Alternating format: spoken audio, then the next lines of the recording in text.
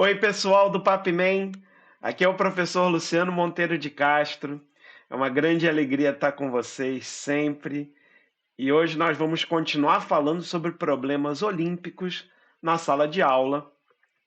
Eu fui um aluno olímpico, né? Eu me lembro no meu ensino médio de ter descoberto problemas de Olimpíada e me lembro de ter ficado impressionado, fascinado com a forma, às vezes simples, com que nós podíamos resolver problemas interessantes e aparentemente difíceis, né?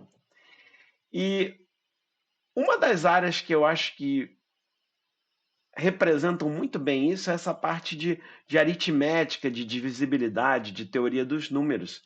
Então, nesta edição do Papman, de julho de 2024, nós vamos focar nesta área, né? Mais especificamente essas propriedades de divisibilidade de números inteiros. E eu acho que boa parte do fascínio dessa área tem a ver com que na escola nós aprendemos essas coisas muito cedo, né? Lá no início do ensino fundamental.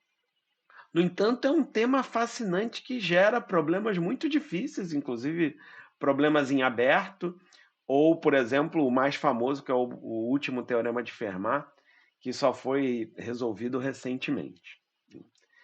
E, claro, é uma excelente oportunidade de alunos do ensino médio, por exemplo, re, reestudarem, né? Estudarem de novo, olharem de novo esses temas que eles viram lá na frente, mas que agora, com mais maturidade, eles podem entender melhor e também serem capazes de resolver problemas mais difíceis.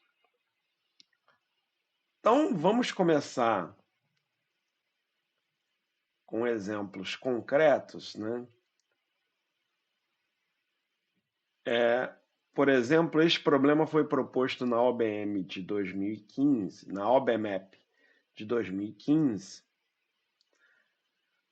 Os números naturais x e y são tais que x² menos xy igual a 23. Qual é o valor de x mais y? Então, eu preciso dizer para vocês que esse é exatamente o tipo de problema que me inspirou a, a estudar para a Olimpíada de Matemática. Porque na época que eu tive contato com esse tipo de problema, eu acho legal compartilhar essa experiência com vocês, porque isso acaba acontecendo com os nossos alunos também, né? A primeira vez que vi um problema como esse, eu achei muito estranho. Eu lembro da sensação. Porque eu estava muito acostumado a resolver equações com fórmulas ou com métodos. Eu pegava a equação, eu sabia a conta que eu tinha que fazer para chegar na resposta, né? E esse tipo de problema me deixou muito curioso e confuso até, porque eu já tinha resolvido sistemas, por exemplo, né? E, e aqui é uma equação, mas são duas incógnitas. Então me parecia estranho. Como eu posso resolver uma equação que tem duas incógnitas? Então, claro, o segredo aqui é entender que os números x e y são naturais, como o enunciado está dizendo. E o fato deles serem naturais nos dá uma informação a mais que é valiosíssima e nos permite compensar o fato de que são duas incógnitas para uma única equação, né? E aí, como é que a gente faz isso?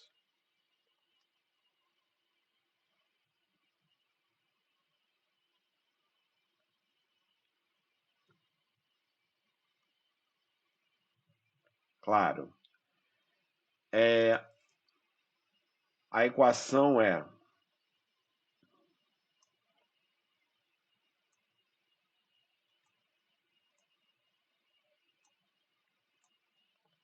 x² menos xy igual a 23.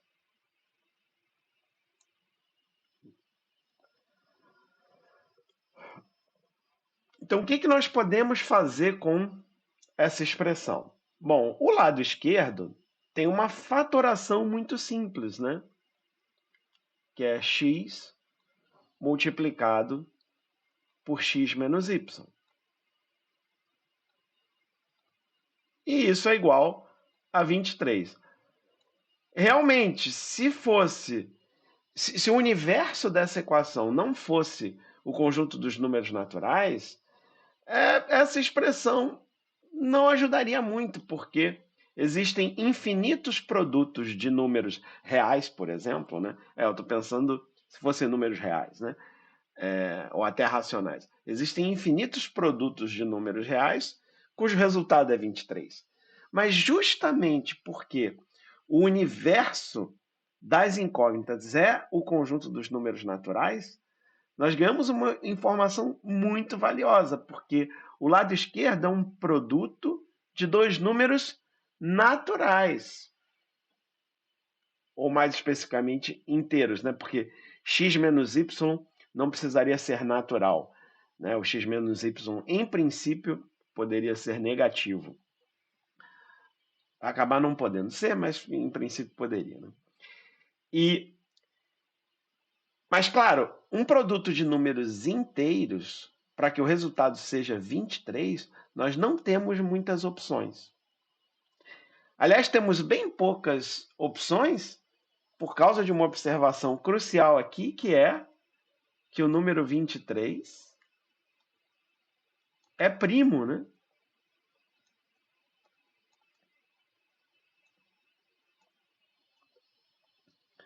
Então, como o número 23 é primo, ele só tem dois divisores positivos. E como, claro, o x, né? X. Eu vou usar aqui uma notação que é razoavelmente comum, tá? Eu vou colocar uma barra para a gente ir mais rápido. Essa barra vertical indica divide. Então, x divide 23 é o que indica essa notação. Então, x é um divisor de 23. E, claro, por causa do enunciado, né, a gente sabe do enunciado que x é natural, né?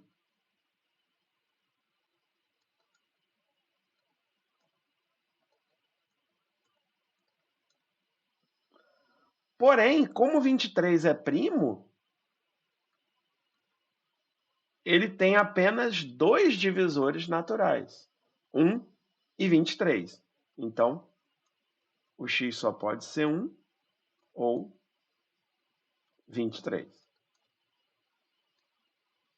Usando a informação de que 23 é primo, e nós conseguimos escrever o 23 como um produto de dois números inteiros, né? Mas o x em particular é natural.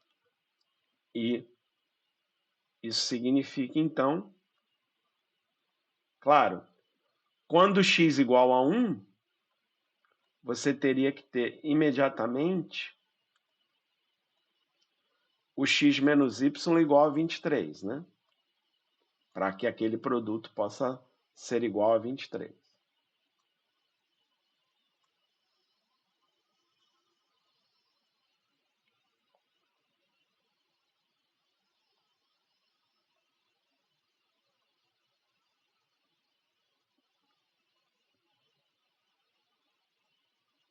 E como x igual a 1, isso significa que o y seria menos 22, certo?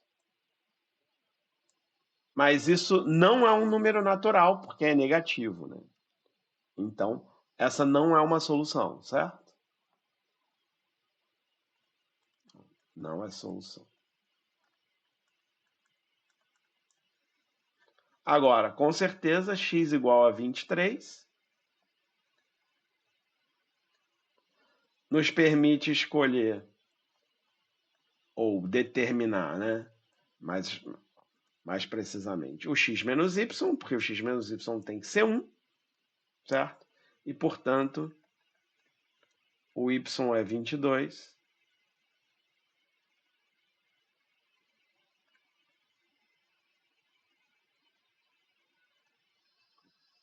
E esta é a única solução para este problema, né? Como o enunciado pergunta o valor de x mais y, era uma questão de múltipla escolha, eu não coloquei as opções aqui, né? Nós concluímos que x mais y é 22 mais 23, 45. Certo? Então, o que foi importante nesse problema? Foi importante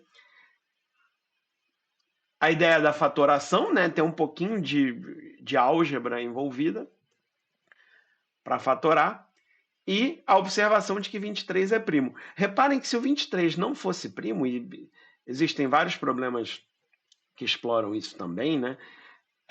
Você poderia, através da fatoração do número, né, em fatores primos, você poderia determinar todas as possibilidades para que um produto fosse igual a esse número. Essa é uma grande diferença de resolver equações no universo dos números inteiros em comparação com o universo dos números reais, por exemplo, que é mais comum, né? É que nós ganhamos essas informações sobre divisibilidade. Então, divisibilidade, números primos, são características, né, do conjunto dos números naturais, dos números inteiros, que na verdade acrescentam uma estrutura, a gente pode chamar uma estrutura algébrica ou uma estrutura aritmética, né, a esse conjunto dos inteiros, que é muito rica e, inclusive, tem generalizações importantes em matemática superior.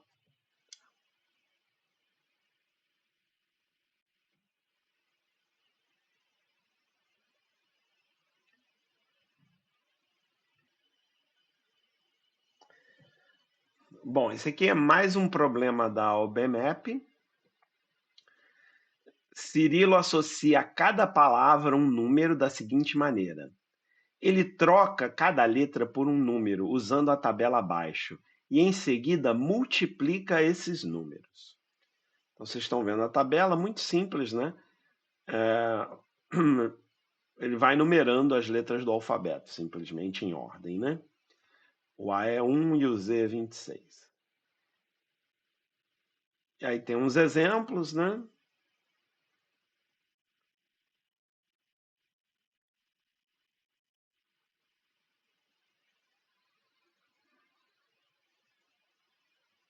Isso. E a letra A, qual é o número associado à palavra cabide? Esse item A é só multiplicar os números correspondentes às letras, né? C, A, B, I. Eu acho que é simples o suficiente. Eu estou mais interessado nos outros, né? Então, a gente pode começar comentando já o item B, né? Vamos lá. Aqui já está dando para ver a próxima.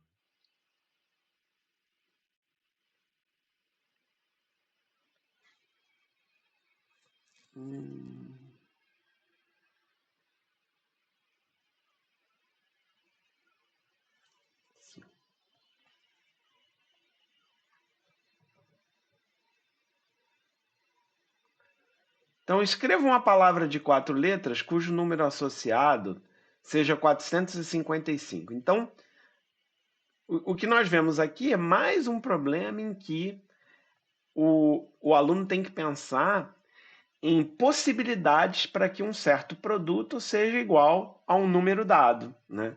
Só que, nesse caso, a gente precisa encontrar um produto de 4 fatores, né? Mas vejam como é similar ao problema anterior. E, novamente, o ponto crucial é entender a fatoração de números naturais em primos, que é o teorema fundamental da aritmética. E falando sobre revisitar, né, como a gente disse antes, revisitar essa parte de números inteiros e divisibilidade com alunos mais maduros, o teorema fundamental da aritmética, que é o teorema que diz que todo inteiro positivo maior do que 1 tem uma representação única como um produto de primos. Isso é um teorema que nós usamos constantemente, mas é muito importante saber de onde vem, por que que ele é verdade. Claro, quando a gente adquire uma certa maturidade matemática, né? Estou falando dos alunos, estou falando também de nós professores, porque é importante a gente entender a justificativa dos resultados que nós usamos, né? Nós professores. E o teorema fundamental da aritmética, inclusive, é um dos meus teoremas preferidos para trabalhar com os alunos de matemática, né? De primeiro período de matemática, por exemplo. E eu deixo aqui a provocação para vocês também, professores, né? Você sabe provar o teorema fundamental da aritmética? Ele é tão simples, né? A gente usa tanto. Mas chegar realmente na justificativa lógica correta, o mais difícil no teorema fundamental da aritmética é saber é, como provar o teorema fundamental da aritmética sem usar o teorema fundamental da aritmética. Isso é que eu observo quando as pessoas tentam provar, né? Muitas vezes você corre o risco de usar o teorema sem perceber, justamente porque é algo tão básico e tão simples que a gente faz tantas vezes e com o qual a gente já trabalha há tanto tempo, né? Então, fica a dica, eu não vou fazer aqui nessa aula, mas na aula escrita que eu deixei para vocês, tem essa demonstração, mas eu recomendo que você tente fazer antes de olhar. Tá? Então, o que é o teorema fundamental da aritmética? Acabei de falar, né? Todo número tem uma representação única como produto de primos. E por que isso ajuda neste problema em particular? Ora, porque o 455, que é o resultado do produto, né? No caso, nós queremos um produto de 4 números, mas, bom, por enquanto, vamos ver que possíveis produtos podem ter o resultado 455. Para ver esses possíveis produtos, o que nós podemos fazer é fatorar o 455 em fatores primos, né? E aqui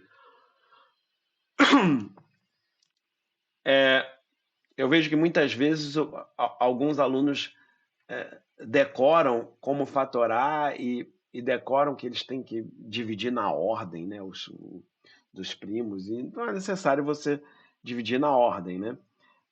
Aqui vai acabar sendo, se não me engano, é assim, vai acabar sendo o menor fator primo, o 5, né? Mas mesmo que não fosse, um número terminado em 5 a gente já sabe que é divisível por 5, então nós já podemos dividir o 455 por 5 para começar a fatoração. Isso fica 5 vezes 91, né? E 91 é aquele número inteiro que a gente pode, por um momento, até achar que é primo, né? Tem uma certa cara de primo, 91, mas é divisível por 7, né? 91 é 7 vezes 13. Então, isso é 5 vezes 7 vezes 13. Então, mais uma vez, nós temos um problema que pode parecer, em princípio, quase impossível, né? Como é que eu vou saber que como é que eu vou saber que quatro números que multiplicados dão 455? Como é que eu vou adivinhar isso, né? Mas como os números são inteiros, né? São números naturais, o número de possibilidades vai ser finito, principalmente por causa do teorema fundamental da aritmética, porque nós sabemos que essa fatoração do 455 em fatores primos é única. E, portanto, qualquer outro produto que tenha como resultado 455, os números envolvidos nesse produto com certeza terão que carregar exatamente esses fatores primos do 455, que particularmente são três fatores primos. E como a gente pode ter quatro números que juntos carreguem três fatores primos apenas? Claro, o único jeito aqui, se forem números diferentes, né, de fato, eu não tinha pensado nisso antes quando eu vi esse problema, estou pensando nisso agora. Uma palavra com 4 letras, ele não diz necessariamente que as 4 letras sejam distintas, né? Então a gente até poderia pensar em outras possibilidades. Por outro lado, ele não está pedindo para a gente achar todas as possibilidades, né? Basta achar uma. Então, ok. O mais simples, na minha opinião, aqui é,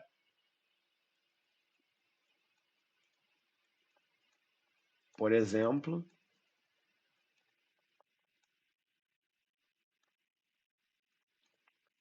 1 vezes. É colocar o fator 1, né? Para conseguir 4 fatores, né? Como a gente já tem 3,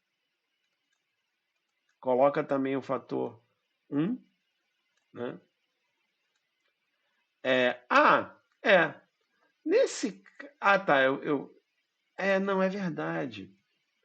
Ó, eu estou pensando outra coisa aqui. Estou pensando junto com vocês, ó. É,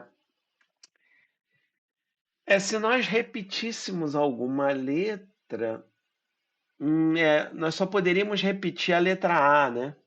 É verdade, vai ter só esse jeito mesmo, né? Nós só poderíamos repetir a letra A, que é o número 1. Por que que a gente só poderia repetir o número 1?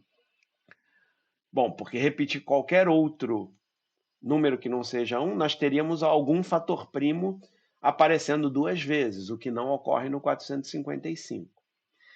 Agora, se nós repetirmos o número 1, nós necessariamente precisaríamos de algum número carregando mais de um fator primo. E aí não dá, né? Porque 5 vezes 7 já é 35 e a tabela só vai até 26, certo? Então, se você consultar a tabela aqui, o 5 é letra... O A é 1, né? O 5 é letra E, o 7 é G e o 13 é M. Então, nós temos AE, GM, e aí basta você criar alguma palavra com AE, GM, né? Para terminar o problema.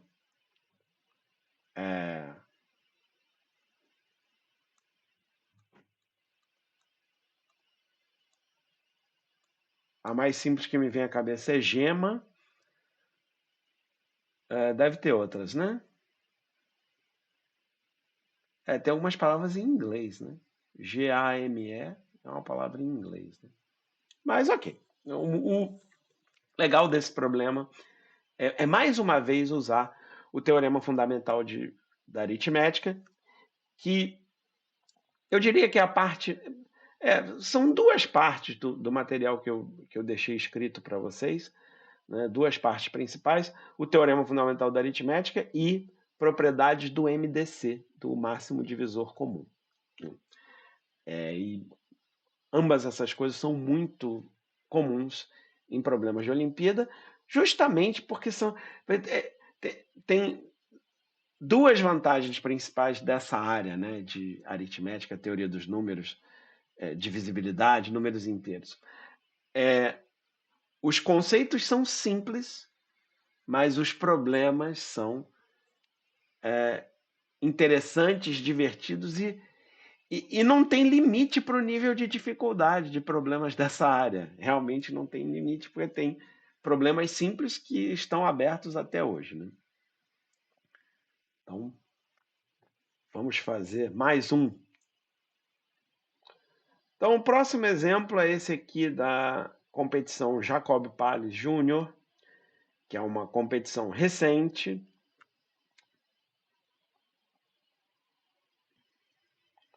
Então, o próximo problema é esse aqui da competição Jacob Palles Júnior, que é uma competição recente e que dá acesso à OBM, a Olimpíada Brasileira de Matemática, que é diferente da OBMAP, né? Que é a competição nacional que é utilizada para selecionar os representantes brasileiros em diversas Olimpíadas Internacionais de Matemática, inclusive a mais importante de todas, que é a IMO, Olimpíada Internacional de Matemática, que este ano de 2024 está sendo realizada aqui na Inglaterra, de onde eu estou gravando este vídeo, porque eu estou atuando como líder da equipe brasileira aqui nessa Olimpíada Internacional de Matemática, que é uma competição fascinante Inclusive, eu não poderia deixar de mostrar para vocês algum problema dessa Olimpíada, que é a mais importante do mundo, né? Aproveitando até que eu estou gravando daqui. E vai ser já o próximo. Não percam.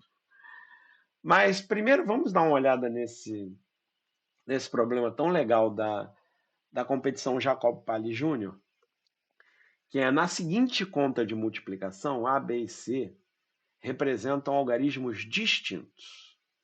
Então tem essa conta de multiplicação aqui, né? AB vezes CC multiplicados, o resultado é 2024. Qual é o valor de A mais B mais C? Então, existem vários problemas assim, né? Tipo quebra-cabeça para você reconstruir uma conta, né, de somar ou de multiplicar. E muitas vezes a gente faz isso, ou dá para fazer isso, algarismo por algarismo, né? Nesse caso, nós olharíamos aí esse C vezes B, termina no algarismo 4 e poderíamos continuar, né? E é perfeitamente possível resolver esse problema desse jeito. Porém, neste caso particular, tem algo que me chama a atenção e que pode dar uma solução mais rápida, que é a seguinte, ou que é o seguinte, o que me chama a atenção, né? O resultado tem 4 algarismos e os dois fatores são fatores de 2 algarismos. Isso me faz desconfiar que entender exatamente o que nós viemos entendendo até aqui nos outros problemas, né? Entender as possíveis multiplicações que tenham como resultado 2024 pode dar uma solução mais rápida para esse problema. Então, para isso, o que nós podemos fazer? É claro, nós podemos fatorar o 2024. Então,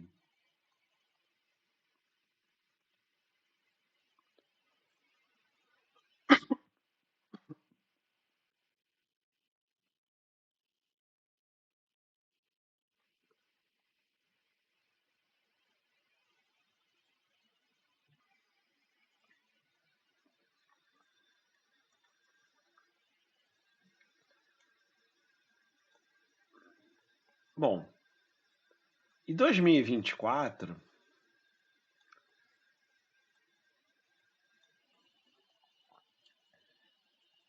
particularmente, se você se lembra do critério de divisibilidade por 8, por exemplo, que é olhar o número formado pelos 3 últimos algarismos, a gente já consegue identificar muito rapidamente que ele é múltiplo de 8. Então, a ideia é, você não precisa ficar fazendo primo por primo, né? Você pode já dividir direto por 8. Né? Se bem que aqui dividir por 2 e depois por 2, depois por 2, pode até fazer mais sentido, porque é bem simples, né? 1012, 506 e 253, né?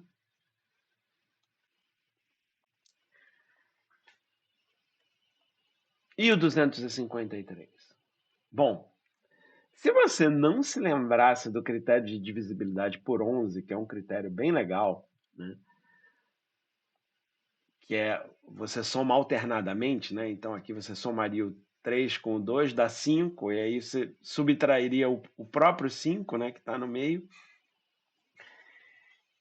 e dá 0, então é múltiplo de 11.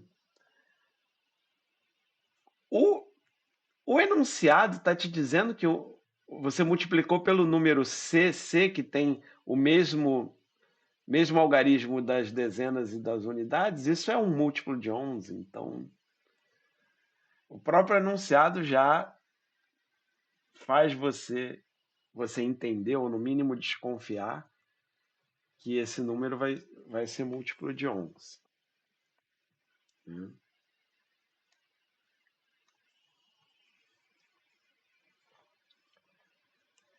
Então, dividindo 253 por 11, o resultado é 23, né? Bem simples. Então, 8 vezes 11 vezes 23. E agora sim, vale a pena colocar a fatoração em primos mesmo, né? 2 ao cubo vezes 11 vezes 23, para nós podermos ver todas as possibilidades. Tá. Aqui o que me parece mais simples é estudar as possibilidades para o número CC, que tem o algarismo das unidades igual ao algarismo das dezenas, e o correspondente valor do AB. Né? Então, bom, você poderia até começar com o próprio 11, né? Mas, claro, se aqui for 11, esse AB teria que ser 8 vezes 23, que eu nem vou fazer a conta, a gente podia fazer a conta, mas é interessante ver que a gente não precisa fazer a conta para saber que isso é maior do que 100, né? E maior do que 100 não pode ter dois algarismos, então essa não é uma possibilidade. Se esse for 22, né?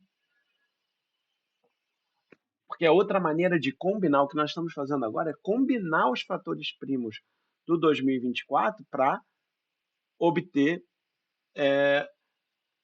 os números dois números que multiplicados tenham esse resultado. Então, mesma ideia, como a fatoração em primos é única, cada fator vai ter que carregar esses fatores primos. Então, se aqui é 22, os outros fatores, o 22 é combinando o 11 com um fator 2. Então, os outros fatores primos, que são outros dois fatores 2, né, que multiplicados ficam 4, vezes o 23, né? E isso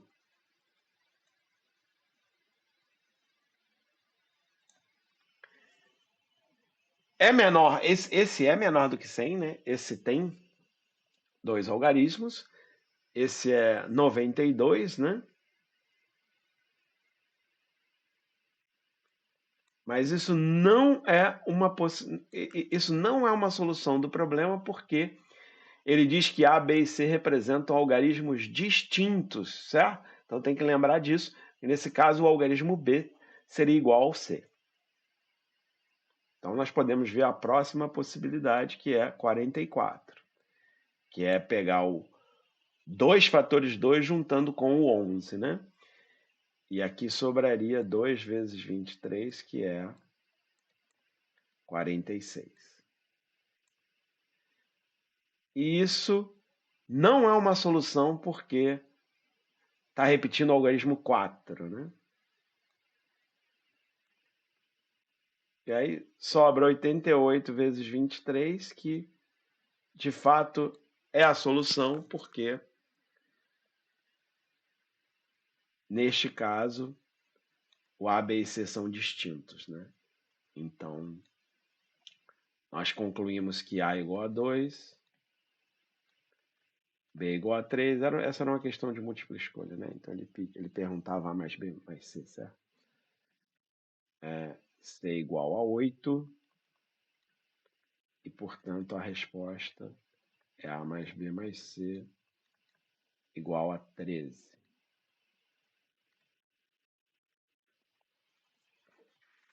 Certo? Então, são exemplos, né, de Olimpíadas importantes aqui do Brasil, né, em que você tem problemas sobre números inteiros e que a essência era usar o teorema fundamental da aritmética, que é um teorema que é importante saber provar, né, mas a prova é sofisticada, como eu já acabei de falar, e é, em todas elas em algum momento, nós olhamos a fatoração e vimos as possibilidades para que o produto fosse o resultado que nós queremos. E o fato é que esse é o tipo de problema, só depende da nossa criatividade, né? É, não tem fim para problemas como esse. E existem várias maneiras criativas de usar esta propriedade fundamental, tão fundamental que dá o nome até do teorema, né? Essa propriedade fundamental de divisibilidade, certo? Muito bem. Então, como eu disse, eu estou neste momento liderando a equipe brasileira na IMO, na Olimpíada Internacional de Matemática. Na prova que os nossos alunos fizeram aqui, inclusive, neste momento que eu estou gravando, a prova já é pública, os problemas já são públicos, mas quando vocês assistirem isso, os resultados já terão sido divulgados. Então, eu até posso adiantar, é, nesta, nesta Olimpíada de 2024, que está sendo realizada na Inglaterra, houve um problema considerado aqui na IMO problema médio, o que significa que é um problema bem difícil, que era um problema sobre MDC. Aliás, não era o plano, mas eu não vou resistir. O problema falava sobre o MDC entre números da forma a elevado a n mais b e b elevado a n mais a. E a pergunta era para que valores de a e b esse MDC ele fica constante, considerando como uma sequência em função de n, né? Para que valores de a e b esse MDC, a partir de um certo ponto, fica constante. Se você fizer para todo n. Você vai fazendo n igual a 1, n igual a 2, n igual a 3, e a pergunta é para que valores de a e b esse MDC fica constante. Então, agora, né, na Olimpíada Internacional de Matemática, apareceu um problema que é um problema de MDC. Claro, tem essa sofisticação de ser para todo n, né? É um problema difícil. Mas, como a gente acabou de dizer, essa parte de aritmética, quando eu escolhi o tema dessa edição do Papman, a gente ainda não conhecia os problemas dessa Olimpíada, mas é mais um exemplo, ele sempre aparece nas Olimpíadas mais difíceis que existem, certo? Essa é uma notícia bem legal, nós estamos muito felizes com isso. Todos os nossos 6 representantes, os 6 brasileiros, estudantes brasileiros que vieram aqui representar o Brasil, todos os 6 resolveram este problema corretamente. Este aqui. Nós estamos muito felizes com isso. E, se não me engano, é um fato inédito, porque os problemas considerados médios na prova, né, são problemas muito difíceis. Né? Os problemas considerados difíceis nessa prova, às vezes, são quase impossíveis. E parece que foi a primeira vez que todos os brasileiros conseguiram resolver um problema considerado médio na IMO. Então, estamos muito felizes com isso. E, bom, olha só, na última edição da IMO, né, na edição atual da IMO, mostrei para vocês, teve um problema sobre o MDC. E na primeira edição da IMO, o primeiro problema da prova foi esse aqui, que é um problema sobre MDC também. Olha só que legal, né? Olha lá. Prove que a fração 21n mais 4 sobre 14n mais 3 é irredutível para todo inteiro positivo n. E aí, o que vocês acham desse problema?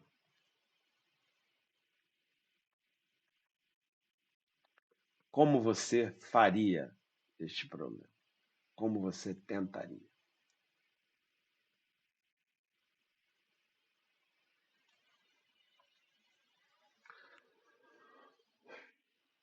Então, este é mais um problema que ficou marcado na minha memória quando eu comecei a estudar para a Olimpíada de Matemática.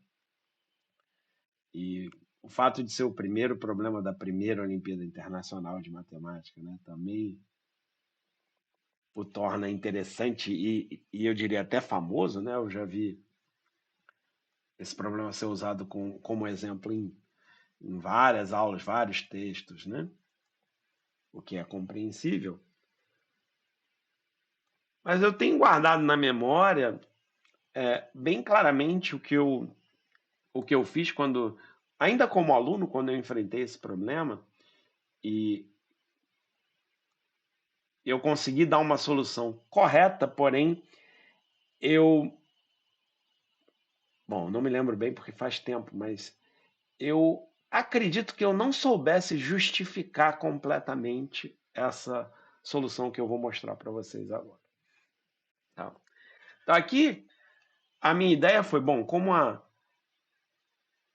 o numerador, mesmo considerando a variável n, né, como o numerador é maior do que o denominador, nós podemos fazer algo bem típico, né, com frações quando o numerador é maior do que o denominador, pode transformar no que alguns textos chamam de número misto, né?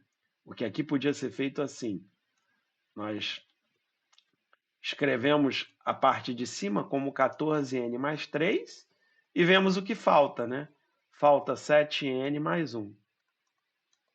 E o denominador fica ainda 14n mais 3. Então, separando aqui, né, em duas frações com esse mesmo denominador, nós obtemos 1 mais 7n mais 1 dividido por 14n mais 3. Certo? E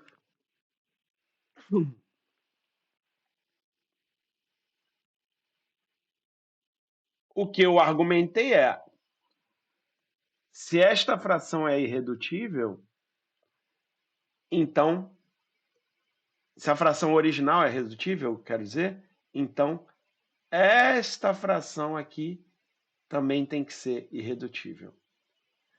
Porque eu estou somando um inteiro a ela, e quando você soma um inteiro a uma fração irredutível, você vai obter uma fração irredutível e vice-versa. Eu tinha uma intuição correta, e isso eu me lembro, que eu tinha uma intuição correta de que isso fosse verdade, mas eu tenho certas dúvidas de se eu saberia justificar. E você, o que você acha? Você acha que faz sentido? Para você é intuitivo que se aquela fração for irredutível, essa aqui também vai ser? E você saberia justificar? Bom, continuando de momento, né? Então a ideia é a seguinte: precisamos que a primeira fração seja irredutível. Se estiver correto que ela será irredutível se somente se essa daqui for, agora o que a gente pode fazer é repetir o processo invertendo a fração, certo? Porque a ideia é, se essa é irredutível, eu vou deixar só IRR como abreviação, tá? Se essa é irredutível, quer dizer que o inverso dela, 14n mais 3, dividido por 7n mais 1, também seria irredutível, certo? E com essa fração eu posso repetir o que eu fiz aqui. Essa, na verdade, ficaria 2 vezes 7n mais 1, né? Mais 1, dividido por 7n mais 1. Isso é 2 mais 1 sobre 7n mais 1. E esta daqui é irredutível com certeza. Essa eu vou escrever. Esta é irredutível com certeza porque o numerador é 1. fração com numerador 1 é automaticamente irredutível, certo? Então, isso terminaria o problema. Bom, terminaria e de fato termina desde que a afirmação que eu fiz antes esteja de fato correta. Né? E o que você acha? Ela está correta? É intuitivo para você? Já perguntou. Né? Bom, do que nós estamos falando aqui, né? Então a ideia é a seguinte.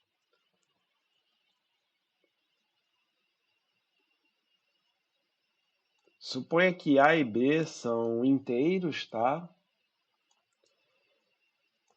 E o MDC entre A e B é 1, ou seja, eles são primos entre si, o que significa que se eles forem numerador e denominador de uma fração, a fração vai ser irredutível. A fração irredutível quer dizer que o MDC é 1.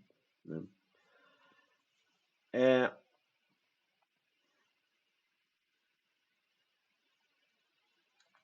Inclusive, deixa eu já explicar a notação. Em vez de escrever MDC, eu vou colocar só o A e B entre parênteses. Essa é uma notação muito comum, tá? Como a gente vai escrever muitos MDCs, é melhor já usar essa notação. Então, AB vai representar AB entre parênteses, né? O par ordenado AB, no nosso contexto aqui, vai representar um MDC entre A e B. Então, o que nós queremos ver é que para qualquer x inteiro, x mais a fração formada por B e A, por exemplo, por A e B, né? Eu vou fazer B sobre A porque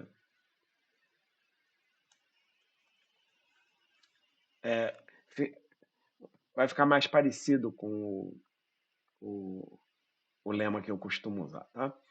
Você podia colocar sobre B também. A ideia é, como a fração B sobre A é irredutível, se eu somar qualquer número inteiro aqui, a fração resultante, né, dessa soma, se a gente colocar essa soma em forma de uma fração só, que seria AX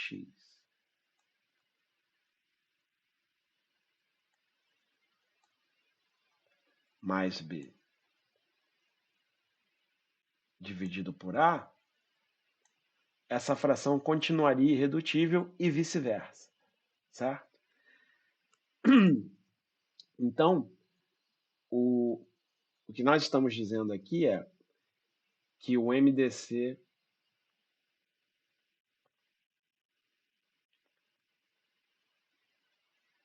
isso. Então, eu acho que eu já vou colocar aqui como lema. Então, o lema é esse, tá? O lema é que o MDC entre A e B ele está relacionado ao MDC entre A e AX mais B. Tá? Esse é um lema que eu coloquei para vocês na aula escrita, né? No texto que eu coloquei para acompanhar essa aula. E o fato é que essa parte de cima ficou um pouco de rascunho, né? Mas ok. O lema é que esses dois MDCs coincidem. Tá? Eu acho que alguns textos chamam isso aqui de lema de Euclides. Apesar de que eu já vi lema de Euclides para se referir para outra coisa, então eu vou preferir não colocar esse nome aqui.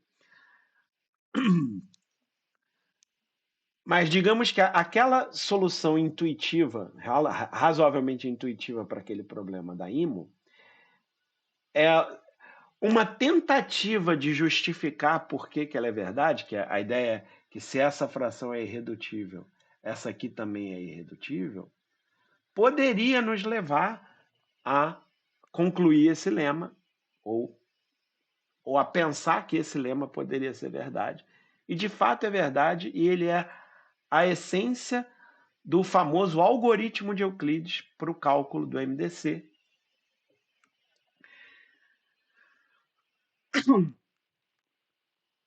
Agora, na minha experiência, este lema, que tem como consequência o algoritmo de Euclides, ele pode ser ainda mais útil do que o algoritmo de Euclides em si. Tá? Então, não é muito difícil provar que esse lema é verdade. Tá? Eu acho que vale a pena.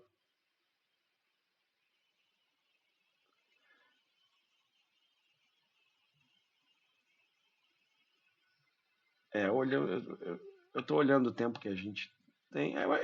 Eu vou fazer um resumo, tá? Da demonstração. Acho que vale a pena, pelo menos, fazer um resumo. Então, o resumo da demonstração é o seguinte: você pode chamar de M o MDC entre A e B,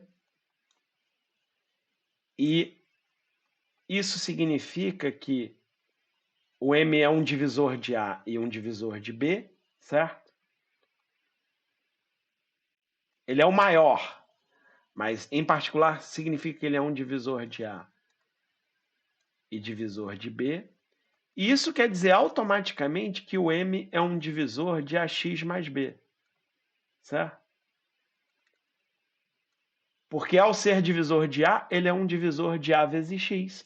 Ao ser divisor de B, ele vai ser divisor de AX mais B, porque ele é divisor tanto de AX como de B. Se você somar dois múltiplos de M, você obtém um múltiplo de M. Tá?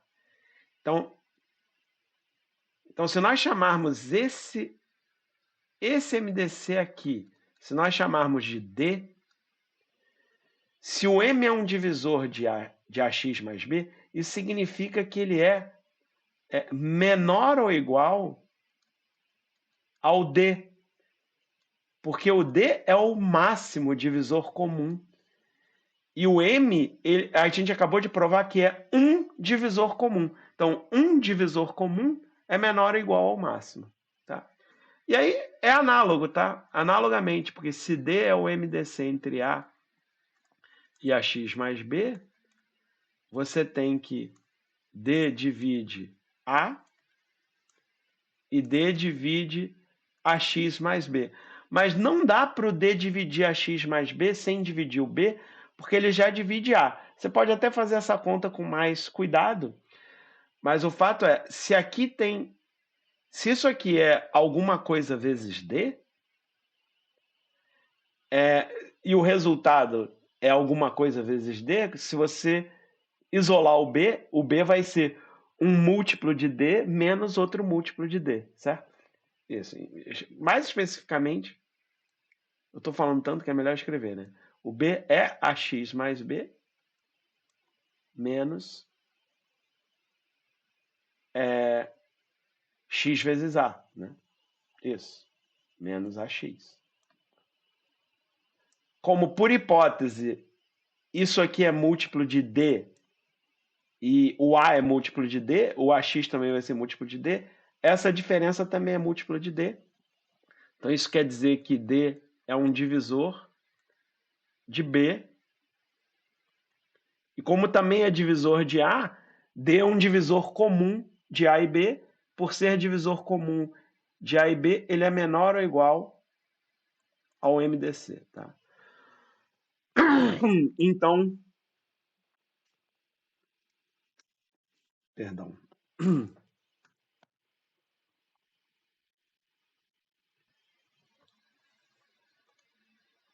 Bom, e com isso nós concluímos que os dois são iguais, né? Então isso justifica imediatamente a solução que nós acabamos de dar e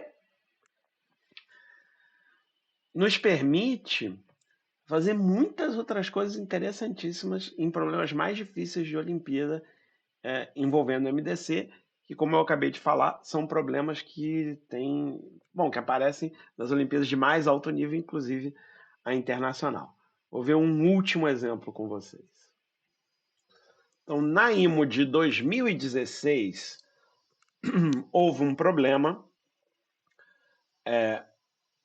vocês podem pesquisar, um problema que era paraímo considerado dos fáceis, né? Mas não é um problema fácil, mas que parte do problema era fazer isso aqui que eu coloquei para vocês. Ó. Você saber os possíveis valores do MDC de P de A mais 1 e P de A mais 2, e também para o MDC de P de A mais 2 e P de A mais 3. E, na verdade, para resolver esse problema, você precisava fazer algumas outras coisas parecidas com essa.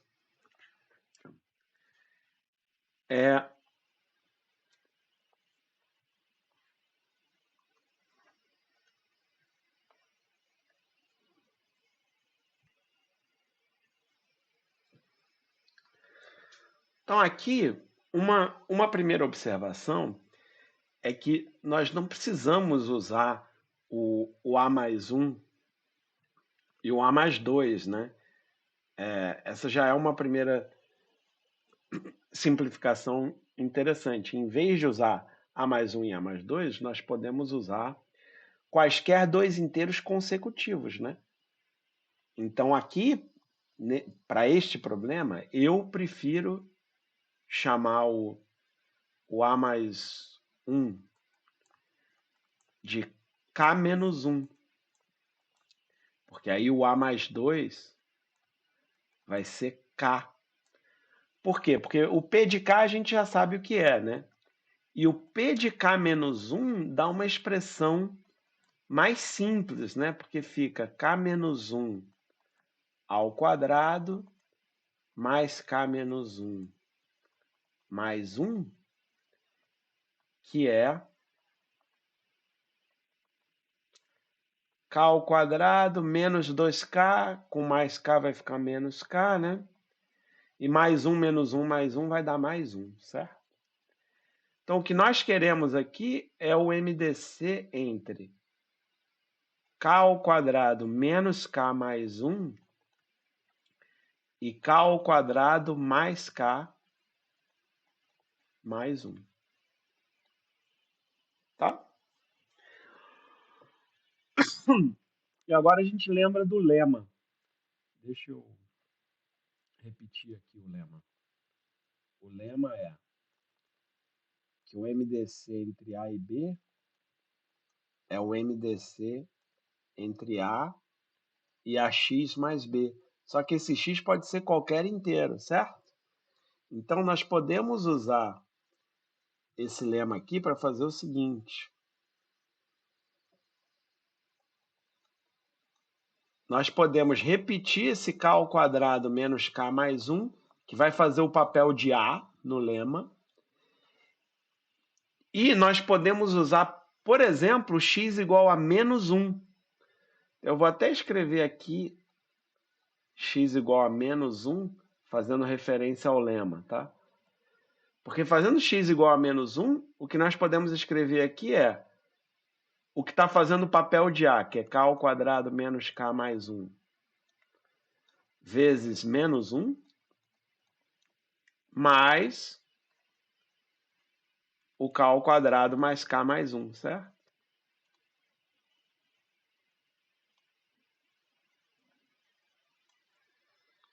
E isso dá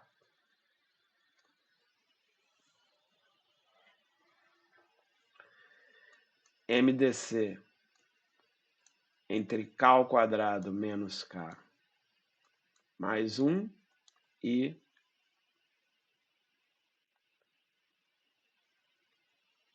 aqui ficou simplesmente 2k,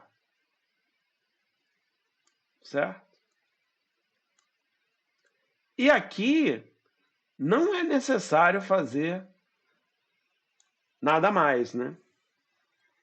Porque aqui você pode, eu até acho, enfim, tem várias maneiras, você pode simplesmente dizer o seguinte: qualquer divisor de k não é divisor de k ao quadrado menos k mais 1. porque aquilo lá é um múltiplo de k mais 1. Então, nenhum divisor de k vai ser divisor de k ao quadrado menos k mais 1. Bom, nenhum divisor primo, você poderia dizer, né? O 1 é divisor de todo mundo, certo? Então, a única coisa que poderia, o único fator comum que poderia haver entre eles é o 2. Só que dá para ter certeza de que k ao quadrado menos k mais 1 não é par, né? Desculpa, não é ímpar. É isso, não é par. É sempre ímpar, certo? Então, aqui nós já podemos terminar dizendo que isso aqui é sempre 1, tá? É 1, pois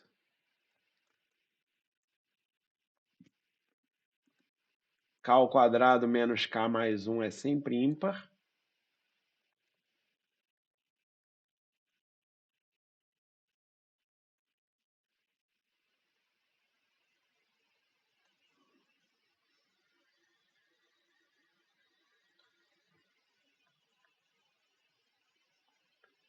E se P é primo, P divide K, nós podemos ter certeza de que o P não divide K ao quadrado menos K mais 1, certo? Porque isso é um múltiplo de K mais 1, certo?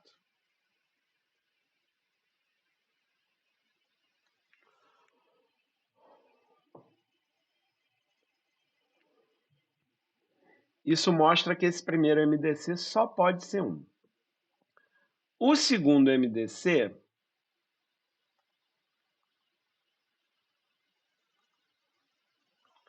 para o segundo MDC, nós podemos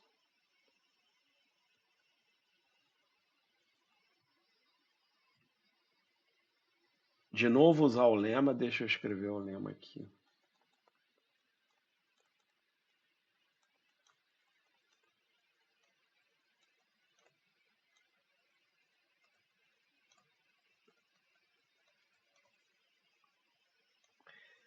E agora nós podemos usar,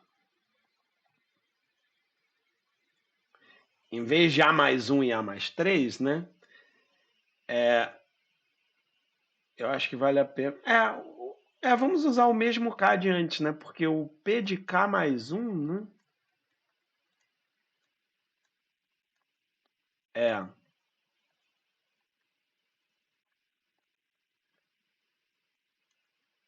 K mais 1 ao quadrado mais K mais 1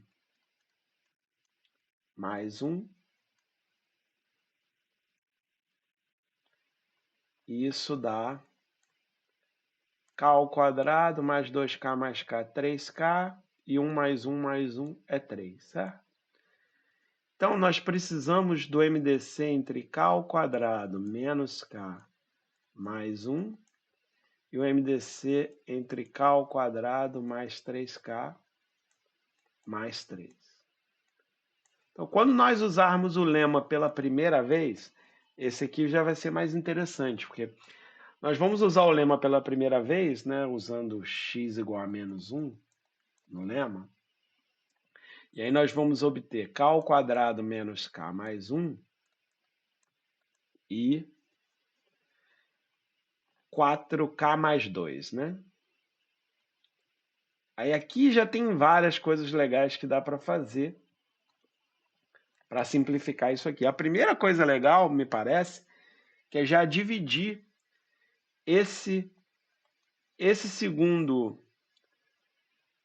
a segunda parte do MDC, o 4k mais 2, a gente já pode dividir por 2, por quê? Porque k ao quadrado menos k mais 1 é ímpar. Então, ao dividir por 2, nós não alteramos o MDC, certo? Então, aqui, de novo, eu estou usando que isso aqui é ímpar, né? Então, eu posso dividir o outro número, eu posso dividir por 2, porque 2 não é um fator comum que vai entrar no MDC, certo? E agora sim, agora essa é uma passagem que eu queria mostrar para vocês que é muito interessante, que é, agora eu posso usar que 2K mais um é ímpar.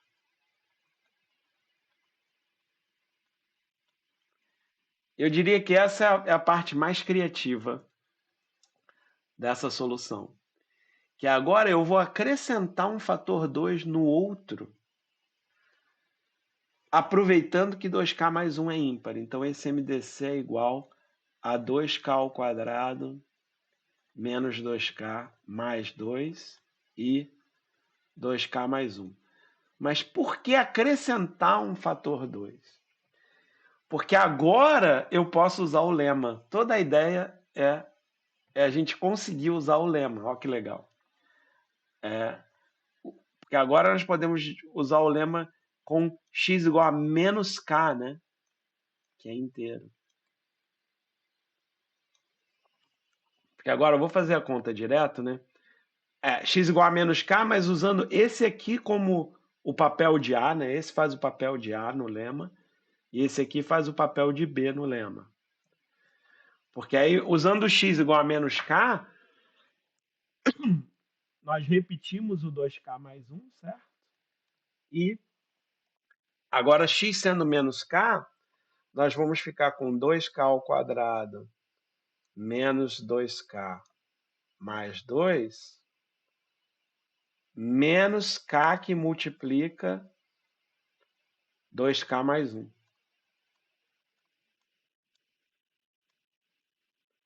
E isso vai dar o MDC entre 2k mais 1 e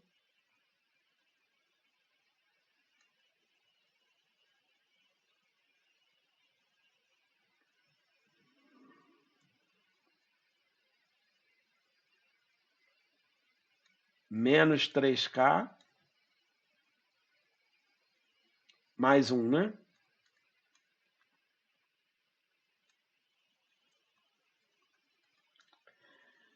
E agora basta continuar usando o lema algumas vezes, né? Você pode usar, por exemplo, só somando é suficiente aqui, 2k mais 1, e aí que seria o x igual a 1, né? Só soma os dois, né? O MDC vai continuar sendo o mesmo por causa do lema. Aí fica menos k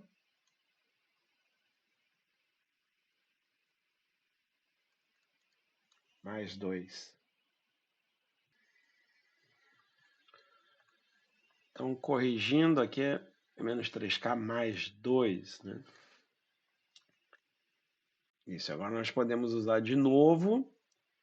Repete o 2k mais 1.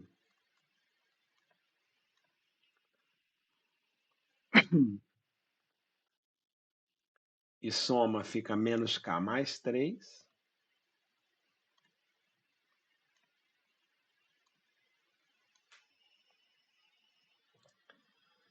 E agora, para terminar,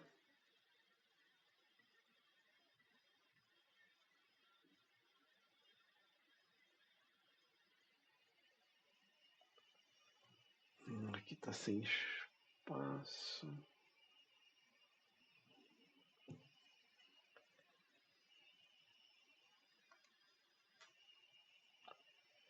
Para terminar, nós podemos fazer agora simplesmente o x igual a 2, né? Vou fazer direto. Fica menos k mais 3 e multiplicando por 2 dá menos 2k mais 6, somando com 1 dá 7. E essa era a parte que eu queria que vocês vissem, porque como agora é o MDC entre menos k mais 3 e 7, tem dois valores possíveis, né? Porque 7 é primo. Isso é igual a 1 ou 7. Então a resposta é, no primeiro caso, o MDC tem que ser 1, e no segundo caso, o MDC tem que ser 1 ou 7. Como sempre que eu estou no PapMan, o tempo passa de um jeito muito mais rápido do que o comum. Perdoem eu ter passado um pouco do horário previsto. É sempre muito bom estar com vocês. Espero que vocês tenham visto como essa área de divisibilidade em termos é riquíssima para problemas de todos os níveis e também, portanto, né, acessível para alunos de todas as idades. Obrigado a todos vocês, como sempre. Até a próxima!